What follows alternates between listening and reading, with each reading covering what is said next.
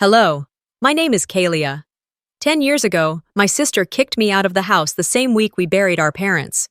She said it was for the sake of the legacy.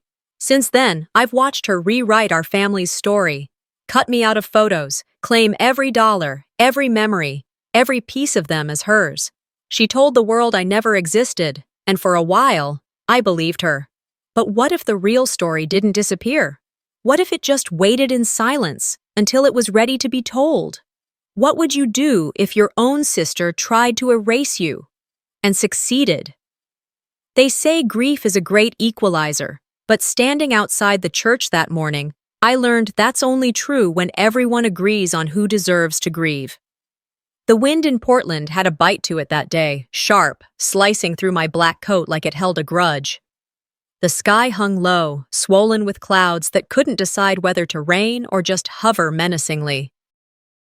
I stood at the edge of the parking lot, watching faces I hadn't seen in years gather. Some glanced my way, most didn't. A few gave polite nods, that kind people do when they're not sure if you're family or staff.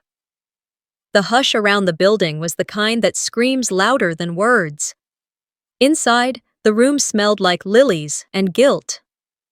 I walked slowly past pews filled with people I used to know, a few who used to call me their niece, some who'd ask me to babysit their kids. No one made space for me. No one stood. I scanned the front of the room, the tribute table, the blown-up photo of my parents smiling at their 30th anniversary party. Candles flickered around the frame. Underneath was a board filled with smaller pictures. My parents with Vera, my parents with Vera's daughter, my parents at charity events. Not one of me, not even as a toddler. Not in the slideshow either, not in the eulogy Vera delivered with a trembling voice so perfect it made the evening news. Not in the printed program. My name wasn't spoken, it wasn't written. I sat in the last row, knees locked, hands curled into fists. I stayed quiet because I didn't want to make a scene, and maybe because a small, awful part of me hoped it was a mistake, that she'd say my name at the end, turn and look at me, reach out like a sister should. She didn't. When it was over, I walked out before the closing hymn started. The silence inside me was louder than the choir. Years ago, when Mom was still doing okay, I remember her making pancakes on Sunday morning. I couldn't have been more than 10. I stood on a stool to help her flip them. "You're the only one in this house who doesn't need to talk big to be big," she'd said. I didn't understand it then. I do now. The shift started long before they passed. Vera always needed control. She insisted on managing Mom's medications, choosing the doctors, handling the finances. She called it being efficient. Dad called it taking initiative. I called it what it was, a takeover in slow motion. Still, I thought when the worst happened we'd lean on each other, that we'd grieve together. But grief, it turned out, didn't soften her. It sharpened her into someone I didn't recognize. After the service, I made my way to the house. It still smelled like lemon cleaner and my mother's perfume. I paused at the front door, hoping for a second of comfort. Instead, I found half my room already packed. My bookshelf empty, the drawers taped shut. A duffel bag sat by the door like someone was waiting to drop it at the curb. Vera stood in the hallway, arms folded, heels still clicking from the church. "We need to talk," she said, tone flat, rehearsed. I followed her into the living room. The fireplace was cold. The house felt foreign, like I'd stepped into a staged home for sale. "Mom and Dad didn't leave a formal will," she began, already holding documents. Technically I'm the legal owner now. Their accounts, the mortgage, the title, it's all in my name. I spoke with the lawyer. It's cleaner this way." I blinked. "Cleaner?" "It's not personal," she added quickly. "You know I love you, but it's not sustainable for you to stay here. I've already booked you 3 nights at a motel down the road. After that, I assume you'll figure something out." "Are you kicking me out?" My voice cracked before I could catch it. She looked uncomfortable, but only for a second. Then she went back to business mode. "This isn't about you. It's about protecting the legacy. Mom and Dad built something valuable. I intend to honor that responsibly." I looked at the suitcase again. My high school graduation tassel still dangled from the zipper. "You're unbelievable," I muttered.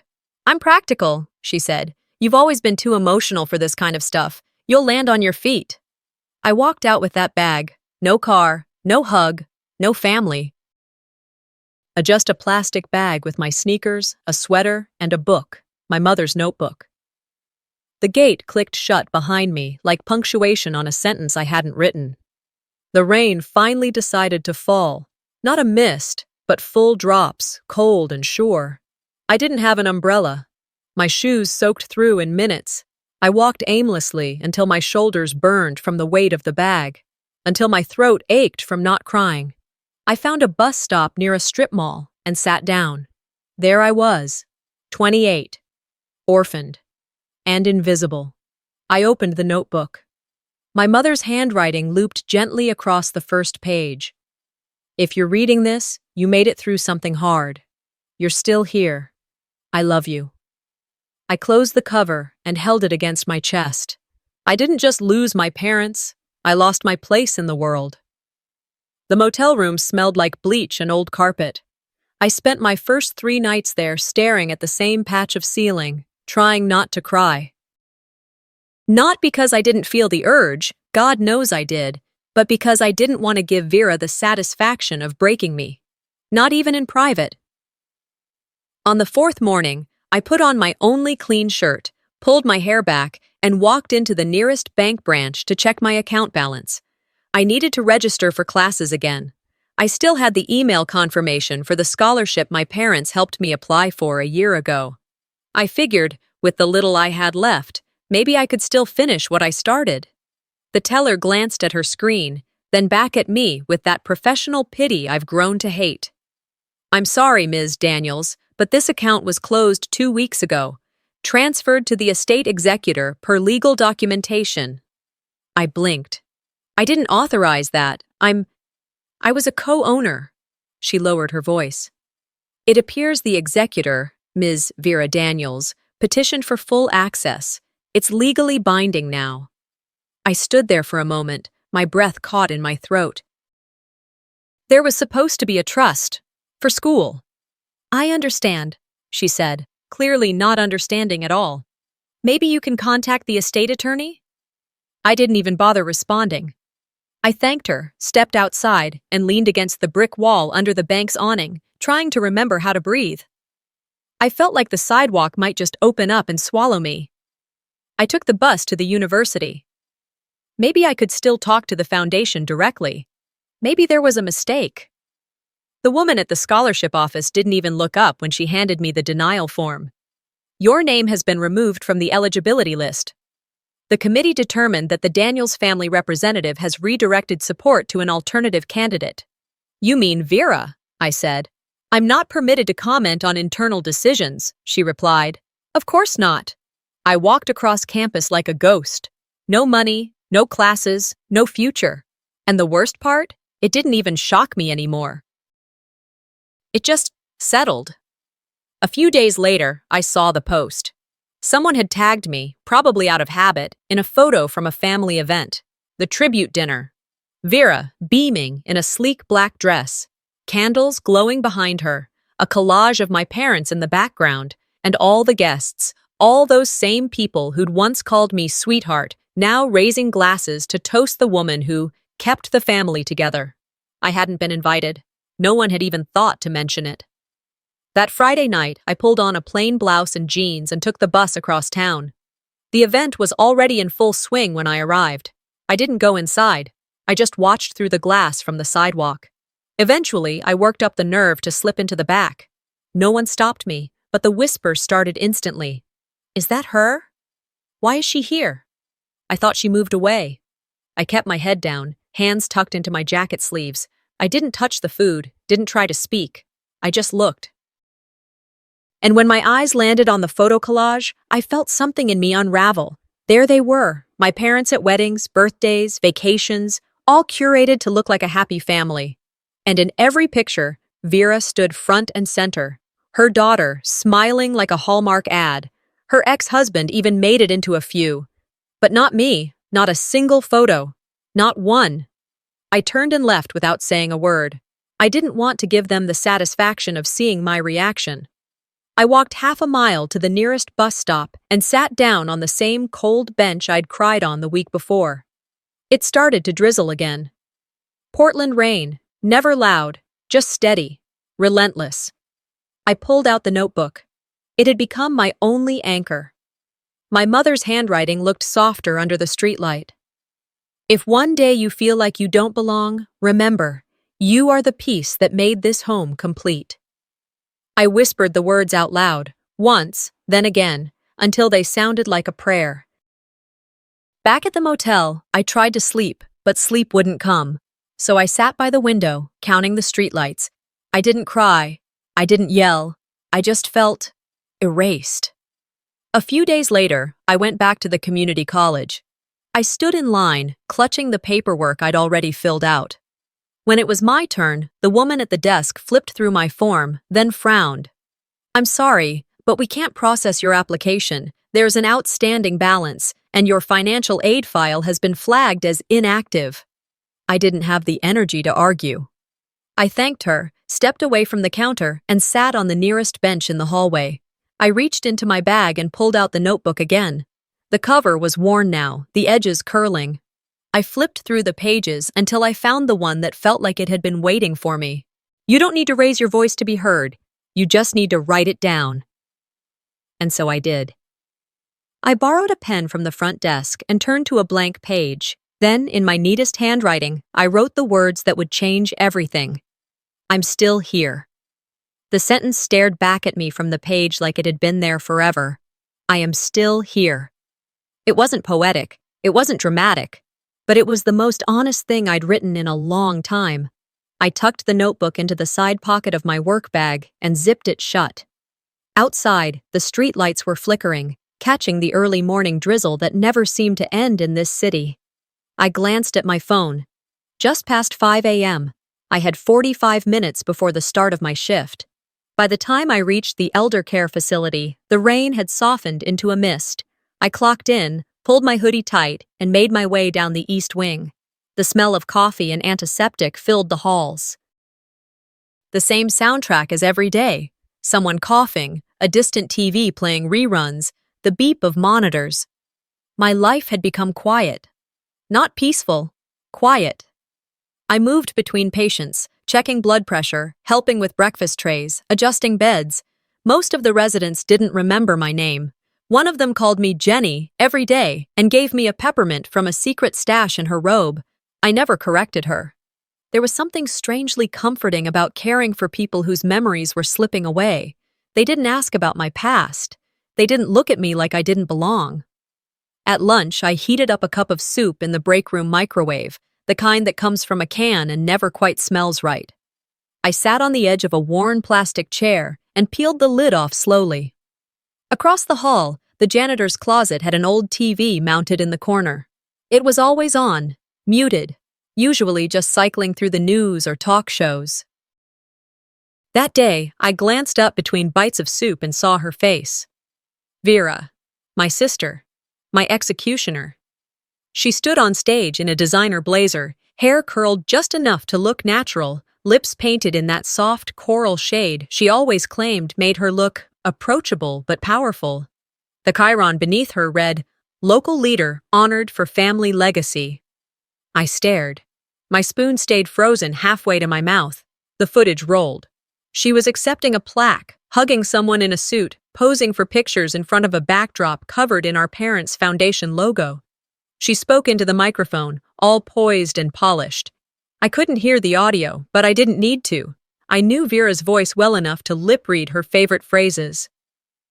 "Legacy my parents built. Their values live on. It's my honor to carry the torch." I felt something slip from my fingers. My soup hit the floor with a quiet splatter, the plastic container bouncing once before settling under the table. The anchor's voice cut in as the camera panned across the event. "And here's a quick look at the commemorative photo wall. Doctors Leonard and Michelle Daniels, pictured with their daughter, Vera, and granddaughter, Leora."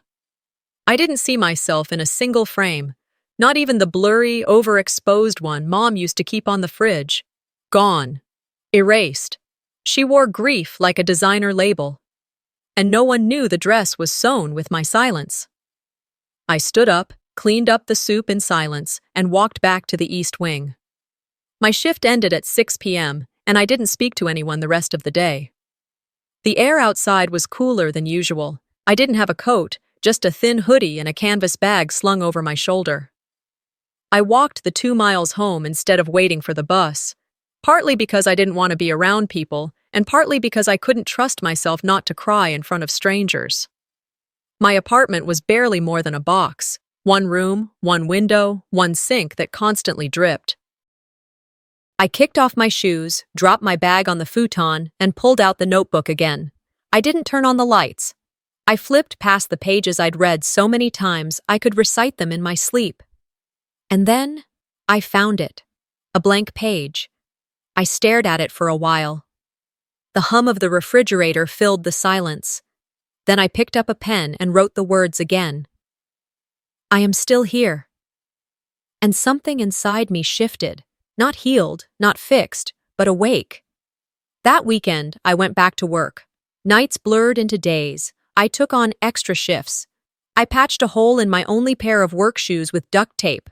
I reused coffee filters more times than I care to admit. But I also started writing more. In the notebook. In scraps of receipts and napkins. I wrote what I remembered, what I felt, what no one else seemed to care about. One day, during a particularly quiet morning, one of my patients, a former school principal named Mr. Hackett, grabbed my wrist gently and said, "You're not invisible, you know." I blinked. "What do you mean?" He smiled. "You walk like someone waiting for an apology. Stop waiting." He fell asleep 10 minutes later, but his words stayed. I went home that afternoon and opened my laptop. It was old, slow, and missing 3 keys, but it still worked. I typed a sentence into the search bar. How to retrieve a revoked scholarship. I clicked through 10 useless links before stumbling on something interesting. Legal aid resources for wrongful removal from scholarship boards. It was a long shot, but it was something. Then I typed another search. How to file a petition for identity restoration. It sounded ridiculous. But when someone strips away your name, your family, and your history, maybe starting with a definition of who I am wasn't such a bad idea. I didn't know what came next. But for the first time in months, I felt the urge to find out. It had rained all night again. That slow, unforgiving Portland drizzle that never made a sound but soaked everything before sunrise. My shoes were still damp from the day before, so I wrapped plastic bags around my socks before slipping them on. Cheap fix, but it worked. I started my shift at the ER just after 7. Saturdays were always unpredictable. Car wrecks, overdoses, allergic reactions. I'd long stopped getting startled by chaos. It was routine now. I checked the supply cart, stocked the gloves, sanitized the beds. A few nurses passed by with half-hearted greetings. I nodded back, keeping my head low. By 9:30, the hallway was humming. Sirens howled in the distance, 2, maybe 3 ambulances on their way. I didn't flinch. I walked into Bay 4, where an elderly man was bleeding from his hand, the result of trying to fix his lawnmower without gloves. As I wrapped gauze around his palm, he muttered, "You've got good hands, miss, gentle, but you don't waste time." I smiled with my eyes. "Efficiency comes with experience." He nodded, grateful. No one asked where I was from, or what I used to do, or why I always seemed like I was running from something, even when I stood still. I stepped out to update the chart when I heard it. Her voice. It came from the waiting area. Clean, composed, unmistakable. "I already checked in online," she said, her tone clipped but polite. "My daughter's had a fever for 2 days, mild but persistent."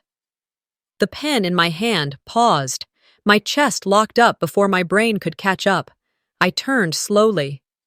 Across the triage window stood Vera, hair pulled back in a sleek ponytail, designer tote slung over one shoulder, manicured fingers clutching her daughter's water bottle.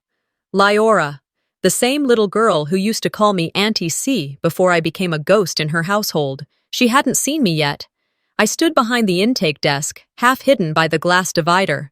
Then, her eyes scanned the nurse's station, paused on me. Her expression didn't change, not a twitch, not a gasp, not a flicker of recognition, just nothing. She tilted her head slightly, like someone trying to remember if they'd left the stove on. Then she turned to the triage nurse beside me. "Excuse me, is someone else available? I'd prefer not to repeat myself twice." I felt my face go still. I didn't even breathe. The triage nurse glanced at me, unsure. I nodded. "I'll hand it off." I stepped back, turned around, and walked straight into the staff lounge. I didn't cry. I didn't scream. I just stood by the vending machine, watching the red light blink next to the dollar bill slot. That's how far I'd fallen. My own sister couldn't even fake politeness. She didn't forget me. That would have been a relief. She saw me, and chose not to see me. 2 hours later, she was gone, left with her child and her superiority, like nothing had happened. Like I hadn't once changed Leora's diapers, or taught her how to braid her hair, or read her bedtime stories while Vera was out networking. By noon, the ER had settled. I stepped outside for a breath of air, even though the air tasted like car fumes and wet concrete. The back alley behind the hospital always stayed quiet. A few cigarette butts on the ground, a broken umbrella leaning against the dumpster. I leaned against the brick wall and closed my eyes. How do you fight someone who pretends you don't exist? That evening, I walked home. It was almost dark by the time I reached my street. A light drizzle had returned, just enough to soak the hem of my pants. I passed a corner cafe on 5th where the windows glowed amber. Inside, someone waved. I almost ignored it. Then I realized it was Mayless. We had gone to high school together. Not best friends, but close enough. She had been at the funeral, at the tribute dinner. I hadn't seen her since. I hesitated at the door. And she stepped outside anyway, coat half buttoned, eyes wide with awkwardness. "Kalia," she said. Wow. You look, it's been, yeah, I cut in. It's been a while. We stood under the awning, rain whispering around us. She looked nervous. "I saw you at the hospital earlier," she finally said. "I didn't say anything because, well, it felt weird." "It usually is," I replied. She shifted her weight. "Listen, I need to say something. I knew, back then, about what she did to you, but I didn't say anything. I needed that scholarship. It came through her. And I'm sorry. I didn't feel anger. Not toward her. It wasn't clean like that. I felt tired." I nodded once. "Thanks for saying it out loud. That matters more than you think." She smiled, relieved. "You always were the one who actually listened." We said goodbye without making plans. I wasn't ready for anything more than that. At home, I made tea, cheap chamomile in a cracked mug. I turned off the lights, lit a candle, and sat with the notebook again. This time, I didn't flip to the old pages. I went straight to the back, blank, waiting. I wrote, "Even ghosts deserve justice. Maybe it's time I start haunting her story." I didn't know exactly what I meant yet, but I started pulling out every document I had: old bills, insurance statements, emails, voicemail transcriptions, receipts from the funeral home, my dad's last hospital invoice, a copy of the Family Foundation letterhead Vera used. I didn't know what I was looking for. But I knew what I wasn't willing to do anymore: wait to be written back in. It was my story now. Time to start telling it. The next few nights, I worked in a kind of silence that settled deeper than usual. It wasn't the quiet of exhaustion or loneliness. It was sharper, like I had swallowed something pointed and it hadn't quite passed. Every time I opened my locker, passed the empty break room, or stood at the nurse's station, I felt the weight of those words I'd written in my notebook. Even ghosts deserve justice. I didn't know what that justice looked like yet, but I knew where to start looking. Sunday evening, just after my shift ended, I took the long way home. I got off the bus 4 stops early and walked past the cemetery where they buried our parents, past the bakery my mom used to love, past the park where Vera once held a birthday party for Leora that I wasn't invited to. And finally, I turned onto the street I used to call mine. The house looked almost the same: white shutters, slightly chipped paint near the roof, the porch swing still creaking with the wind like it always did in October. I hadn't been inside in nearly a year. but the key I'd made back in high school was still hidden in the base of the flower pot. The porch steps groaned beneath me as I made my way up. I slipped inside quietly. The house was empty. Vera was out of town for the week, some PR conference in Seattle. I didn't waste time. I headed straight for my old room upstairs. It was strange being there. The walls were painted over now, and the furniture had been rearranged. But in the far corner, near the baseboard heater, the old dresser I used to hide everything in was still there, scratched, unmoved, familiar. I got on my knees and felt along the bottom drawer. Sure enough, the nails were still in place, tiny rusted points that held the back panel shut. I had sealed it myself the summer I turned 17, after Vera snooped through my journal and read it aloud in front of her friends. I pulled a screwdriver from my coat pocket and got to work. 10 minutes later, the panel came free. Inside was a small velvet pouch and a folded letter. My hands shook as I opened the envelope. My name was on the front, written in my mother's handwriting, loopy and gentle, the way she signed permission slips. The letter read, "My Kalia, if you're reading this, it means something has gone very wrong. I hid this here because I was afraid that the things we built would be used against you.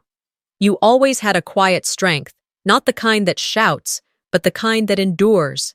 And I see you. This necklace is for you. It's nothing extravagant, but I had it made the month you graduated high school. You may not wear it. That's fine. Just know it was meant for the one who fights quietly but never gives up. You were meant to inherit more than money. You were meant to carry what matters. If they try to erase you, don't let them. Speak if you must. Or write. Or survive. That alone is rebellion. I love you always, Mom." Tears filled my eyes so fast I didn't have time to brace for them.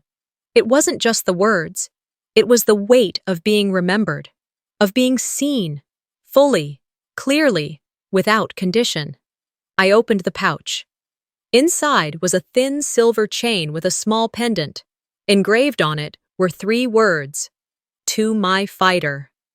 I pressed it into my palm, the metal cold and steady. I hadn't cried in front of anyone in years, but in that empty room, I didn't hold back. 3 days later, I was restocking gauze at the hospital when I saw her. Isolde. She looked older than I remembered, thinner. Her hair was pulled back loosely, wisps escaping in every direction. "I hope I'm not interrupting," she said, her voice quieter than usual. I shook my head and led her to the cafeteria. We found a corner table near the vending machines. As she sat down slowly, her hands trembling slightly as she reached into her purse and pulled out a thick manila envelope. "I should have done this a long time ago," she said. I didn't ask what it was. I already knew. "Your mother did write a will," she continued, "a full one. She asked me to submit it. But Vera, she threatened me. Said she'd ruin my practice. She knew things about my past. I was afraid. And I was wrong. I can't live with the silence anymore." She pushed the envelope toward me. It was sealed, but the corners were frayed. I slid it into my bag without opening it. "I'm not angry," I said. "But I needed this." "I know." Before she left, she reached out and squeezed my hand. Her eyes were glassy. "Your mom would be proud of who you are." I walked home in a fog. When I reached my apartment, I locked the door, turned off my phone, and lit a candle. I sat on the floor and finally opened the envelope. Inside, a notarized copy of the will, signed by both my parents. A line that named Vera and me as co-heirs, equal beneficiaries. A list of the assets, including the house. A note that read, "Both our daughters are the legacy we leave behind." I scanned the pages 3 times to make sure I wasn't imagining it. Then I pulled out my laptop and started building a folder on my desktop. I labeled it Memory Restoration. I scanned the will and saved it. Then I uploaded copies of my old transcripts, utility bills with my name on them, the funeral invoice I had paid from my savings, even though Vera told everyone she covered it all. I wasn't trying to punish anyone. I was trying to return to the story that had been stolen from me. It wasn't revenge, it was correction. The next morning arrived beneath a sky so pale it looked almost translucent. Portland's version of quiet. That diluted November stillness, where the cold lingers against your skin a second longer than it should, as if trying to remind you that something's shifting. Something always is. I stood beside the hospital vending machine, one hand stirring powdered creamer into a cup of coffee that barely qualified as drinkable. It tasted like the inside of a paper cup and desperation. I didn't care. It wasn't the taste that mattered. It was the ritual, something to do with my hands, something to anchor the static inside me. I'd barely slept, caught somewhere between exhaustion and restlessness, haunted by the draft of the will tucked in the bottom drawer of my desk, the necklace hidden under my pillow like a secret I wasn't ready to stop protecting. And that letter. The letter. That one line echoed like a whisper pressed into the bones of my ribs, a sentence etched so deep it felt like it had been waiting for me before I was even born. You were meant to carry what matters. It didn't feel like a compliment. It felt like a charge, a burden disguised as truth. That same afternoon, somewhere between checking labs and charting vitals, I heard two delivery guys talking near the loading dock. "You see the invite to that Daniels Foundation thing?" one asked casually, like he was talking about a football game. "Yeah, it's some fancy gala. Same spot as last year, right? I heard the food's good." I didn't stop, didn't flinch. I walked past them like I hadn't heard a thing, but I had. Of course I had. So they were doing it again. The gala, the tribute, the annual event built to celebrate family legacy, to raise funds in my parents' name, to honor a history that deliberately left me out of the narrative it used to elevate itself. My name, once written on the first title slide of every presentation, spoken on stage with the same reverence as my siblings, now omitted. Cleanly, deliberately, not even a footnote. But this year, I wouldn't crash the event. I wouldn't plead for recognition. I wasn't interested in being seen by the very people who'd taught the world to pretend I didn't exist. This year, I had something else in mind. The next morning, before my night shift, I walked to a florist on Hawthorne Avenue I'd passed 100 times and never entered. It always looked warm inside. On this day, it felt like stepping into someone else's living room, cozy, low-lit, with the scent of eucalyptus and fresh-cut stems wrapping around me like comfort. The woman behind the counter wore a denim apron and had the kind of soft lines around her eyes that told me she smiled more often than she didn't. "Something for a special occasion?" she asked gently. "Yes," I replied. "A remembrance." She didn't pry, just nodded, stepping into motion with quiet precision. I watched her move through the shop, collecting stems onto butcher paper, white lilies, crisp and open, like the ones my mother used to place in the foyer every spring. Her favorite. Then deep red roses, dark as wine, the exact shade Vera once called too loud for funerals. That felt fitting. When it came time to write the card, I paused. The florist offered me a pen. "Would you like to sign it?" I shook my head. "Just this, please," I said. In neat cursive, I wrote, "From the daughter who remembers. No name, no return address. Just the truth." She tied the bouquet with a pale ribbon and promised delivery by 6 p.m. That evening, I didn't check social media. I didn't scroll for mentions or seek out photos. I didn't need to. But the next morning, sometime before dawn, during a lull in the ER, Kevin, a nurse with a loud laugh and too many snacks in his locker, walked in holding his phone, already mid-scroll. "Hey, Kalia," he said, sliding into the chair next to mine. "Check this out. Something happened at that Daniels Foundation thing last night." He handed me the phone. The video was short, 90 seconds, maybe less. It showed Vera on stage, mid-speech, standing at the podium in a pale blue dress that had clearly been picked for optics. Her voice was strong, deliberate, too polished. Every word felt curated. Until a staff member walked on stage and handed her the bouquet. I saw it. She faltered. Barely. But it was there. A split second, her breath catching, her eyes scanning the blooms, her hand trembling just enough before she masked it with a forced smile. Then she read the card. And her smile cracked. I watched her lips tighten, her jaw shift. People in the background murmured. Then came the whispering questions. "She has another sister, right? Why isn't she ever mentioned? Isn't her name Kalia or something?" I handed Kevin back the phone and excused myself, biting down the grin tugging at my mouth. That night, just before my shift ended, the ER doors flew open with urgency. Code yellow. Pediatric allergic reaction. We moved fast. I was already in motion, one nurse clearing the airway, another prepping epi, someone shouting vitals. I grabbed the chart and turned to the gurney. It was Leora. Her skin was flushed, eyes watery, lips beginning to swell. Vera stood beside the bed, panicked. "I don't understand," she said, frantic. "She only had trail mix. She's never reacted before." I didn't speak. Didn't look at her. I inserted the IV, monitored her vitals, communicated calmly with the pharmacist. She stabilized within 10 minutes. I stayed masked, quiet. Once Leora was safe, I handed off the chart and left the room. No theatrics, no recognition. My name wasn't spoken, and I didn't need it to be.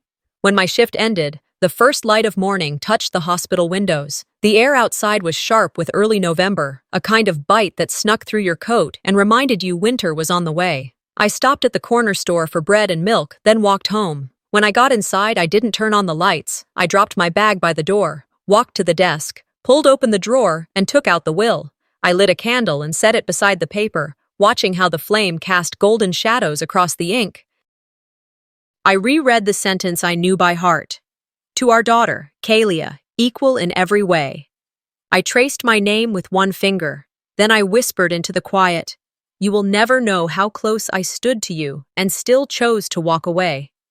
Because even after everything Vera had taken from me, my title, my name, my family, I still held the one thing she could never touch, who I became. I knew the next move had to be mine, but it couldn't be loud. It had to be exact, deliberate, like threading a needle through history and pulling the truth forward one stitch at a time. That night, after I got home from the hospital, I sat on the floor with my back against the bed frame and opened the notebook again. The necklace lay next to me on the floor. Its tiny pendant caught the glow of the lamp, almost winking at me. "To my fighter," I whispered the words under my breath as I opened my laptop.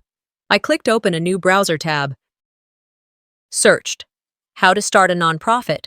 Then, scholarship structure for estranged women. 2 hours passed, then 3. By morning, I had built a one-page website. Bare bones. Black text on white background. A single quote at the top.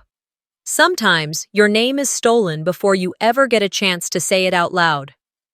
Beneath it, I wrote, "The Daughter Who Remembers Fund. For young women estranged by grief, control, or silence, because some daughters don't get their stories told." I didn't mention Vera, I didn't mention my parents, but I didn't have to.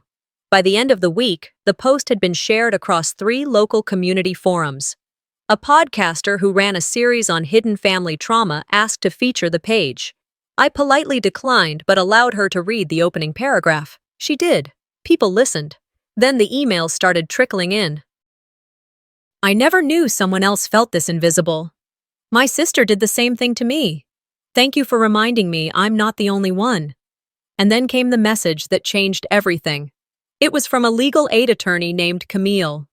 "Hi, Kalia. I came across your site.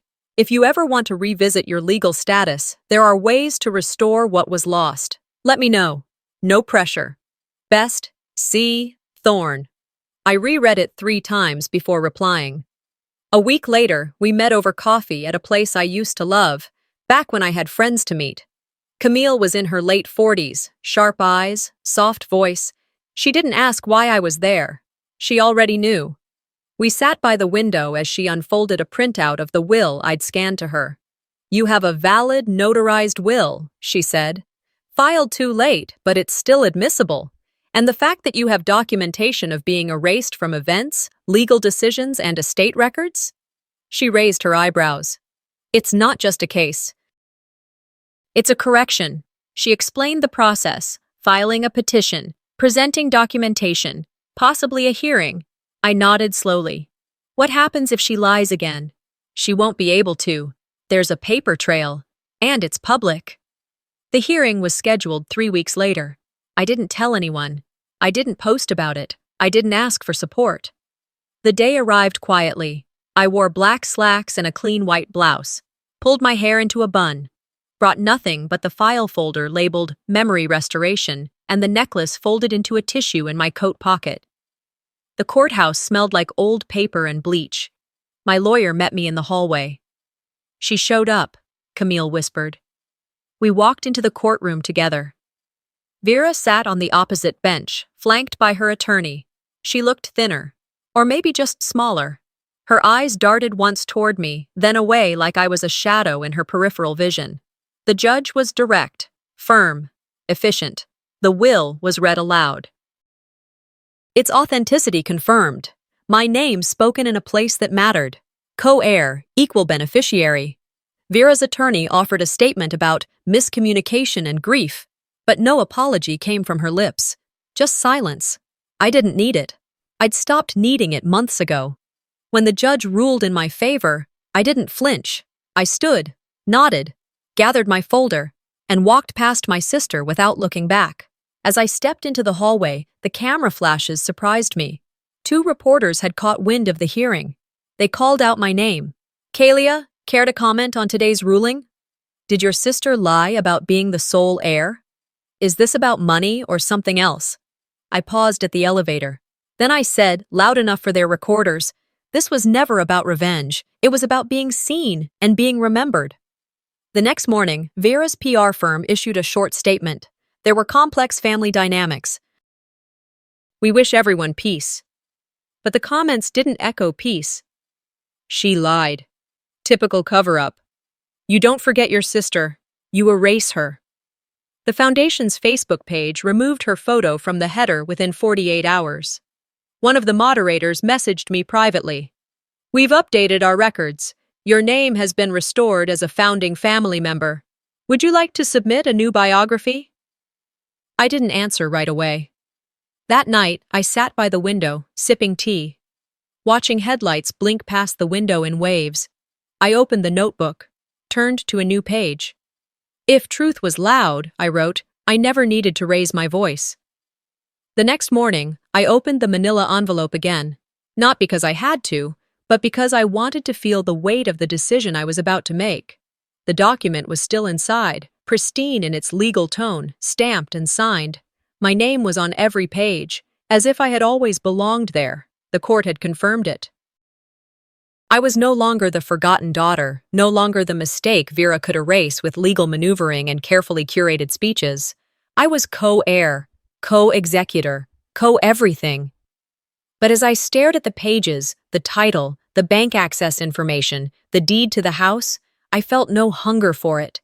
There was no triumph swelling inside me, no fireworks of satisfaction, only a calm. I picked up a pen. On a blank piece of paper, I wrote, "To the estate executor, I respectfully decline my share of the inheritance. I require nothing but the letter my mother wrote me. It is the only piece of the estate that ever truly belonged to me. Sincerely, Kalia Daniels." I folded it once, placed it inside a plain envelope, and left it in the mailbox of the law firm's office that afternoon. No ceremony, no announcement. That same week, I learned through a colleague that Vera had resumed her position on the foundation board. She was giving interviews again. Carefully worded statements. No mention of me, again. I could have gone public. I had every right. I had documentation, witnesses, and a dozen platforms begging for the real story. But I chose something else. On a Wednesday morning, I called the front desk of Leora's elementary school, posed as a family friend, said I had something to drop off for her, a gift.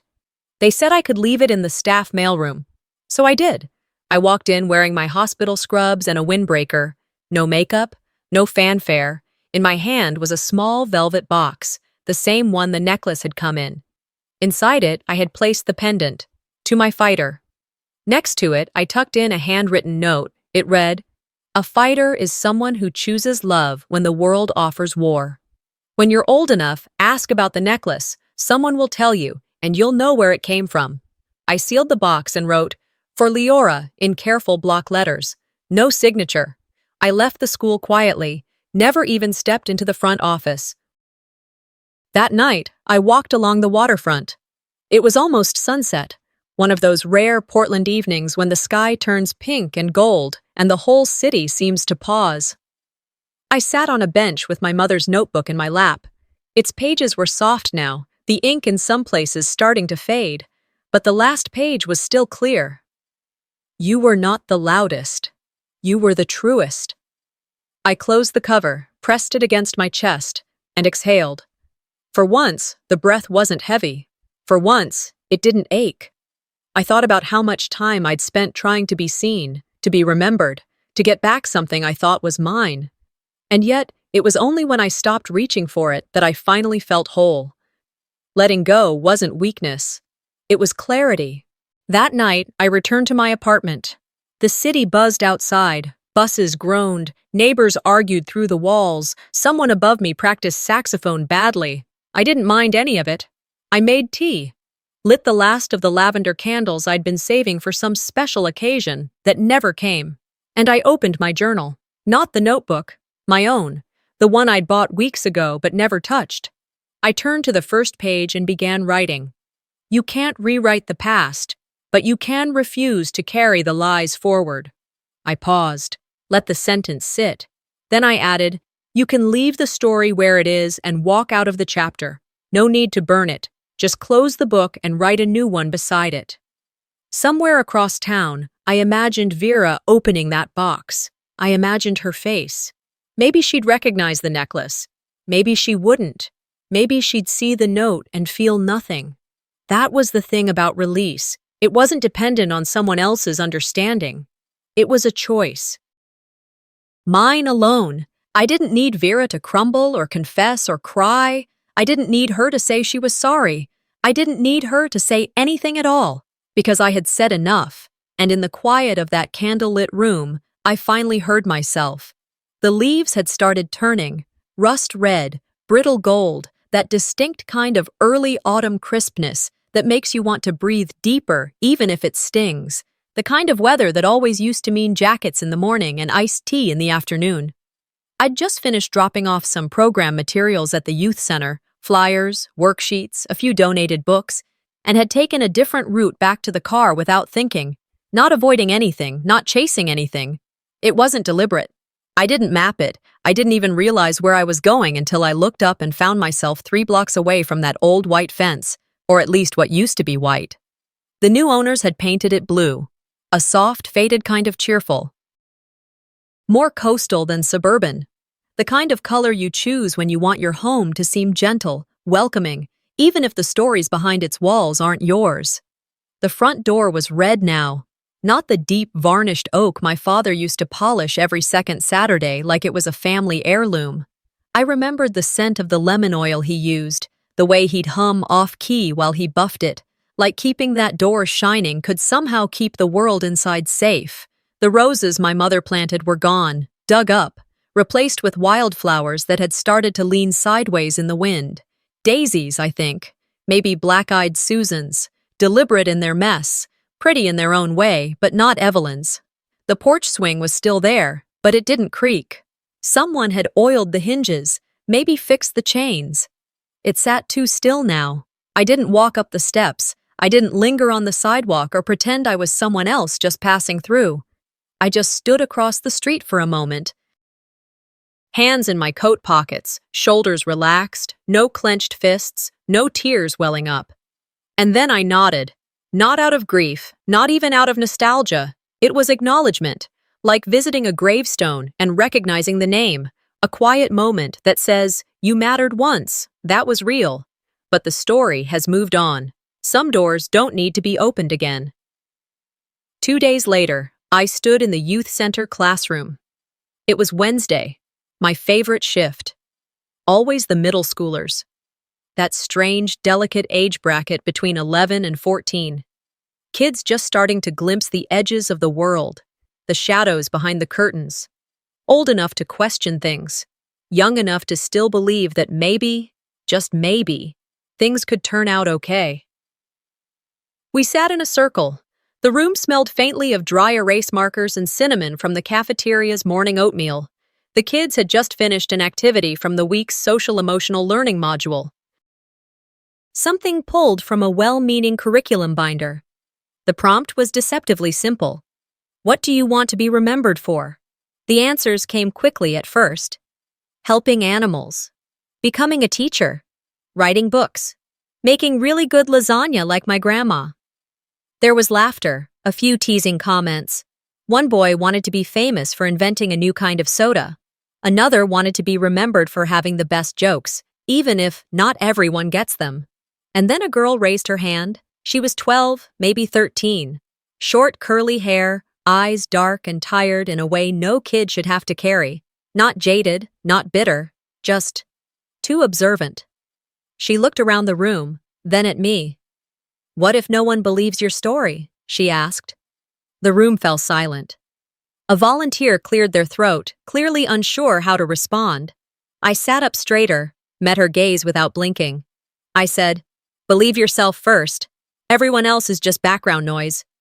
The girl nodded. Slowly. Thoughtfully. Not a dramatic moment, not one for the movies, just a shift in her face.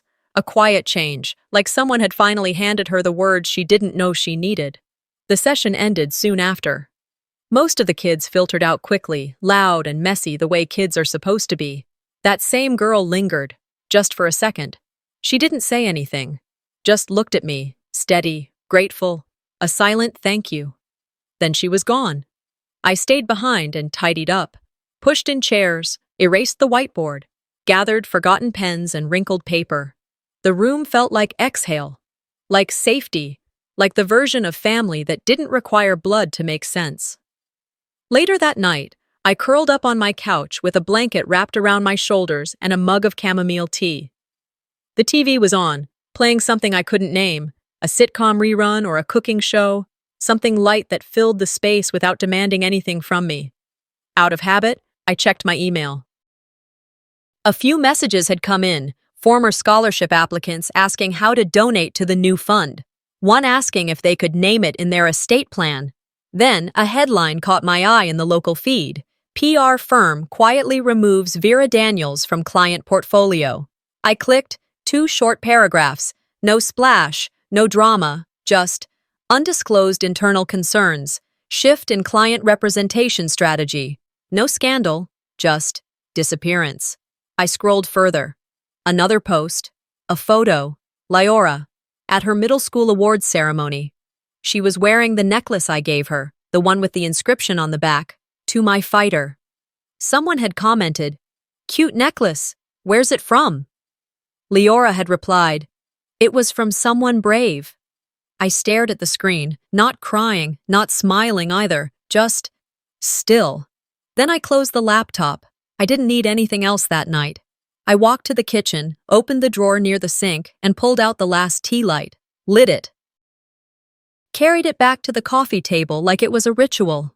I picked up Evelyn's notebook, the one I'd carried from house to apartment, state to state, chapter to chapter. The one I'd never dared finish, never dared read to the last page, until now. I opened it, turned to the final sheet. Her handwriting was soft, curved, but firm. If you ever feel lost, remember, you are not what they did to you. You are who you chose to be after. I traced the words with my finger, a prayer without a name, and for the first time since Vera had closed the gate behind me all those years ago, I let out a breath, freely, not with grief, not with anger, but with peace, the kind that doesn't announce itself, the kind that arrives quietly and says, "You're okay now. I wasn't angry anymore," and for the first time, that was enough. Some stories don't end with apologies, they end with clarity. This wasn't about revenge.